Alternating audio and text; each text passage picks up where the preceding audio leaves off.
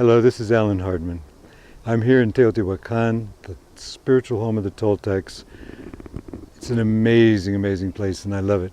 And we're talking about the four agreements. And the four agreements, number one, to be impeccable with your word, is for me the primary agreement, really the only one we need to make if we truly understand it.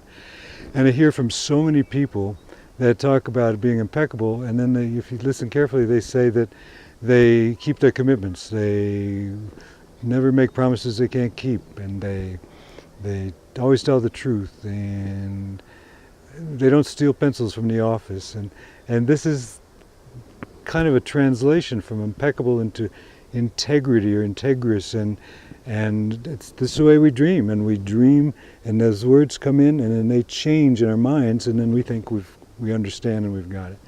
But I want to point you back to that agreement in the book where it says that to be impeccable with your word is to be impeccable. And impeccable comes from the Latin root impeccata.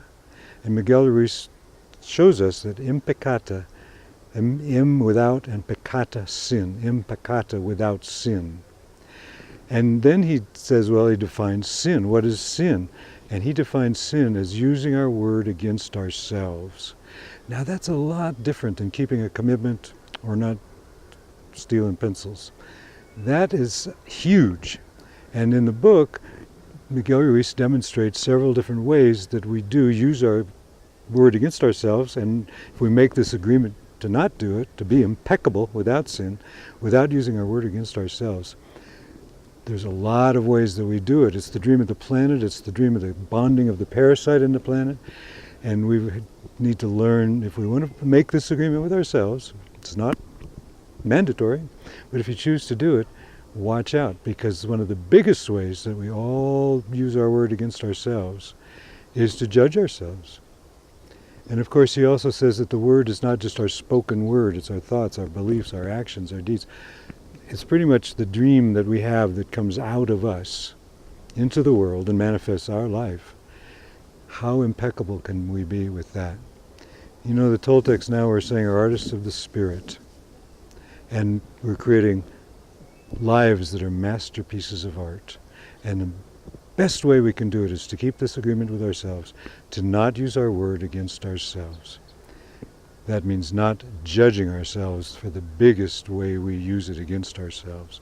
Oh, why did I do that? I shouldn't do that. I did that wrong. I don't know how to do that. We also gossip with other people about other people. We gossip about ourselves. Oh, I'm such an idiot. That is not being impeccable. That's using our word against ourselves. So it's all in the book, and I want to just use this moment to remind you how important this agreement is. In fact, you could consider this the one agreement, and then 2, 3, 4 as support agreements and ways to say, well, how do I do that? No, I won't take anything personally. I won't make assumptions. I'll always do my best.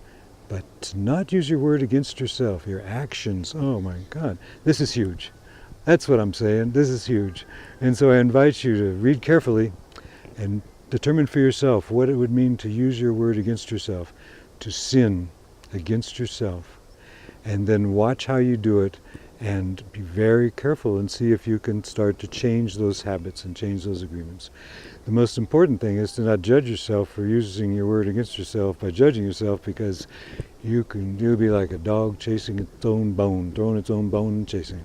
So what you need to do is simply be in self-love.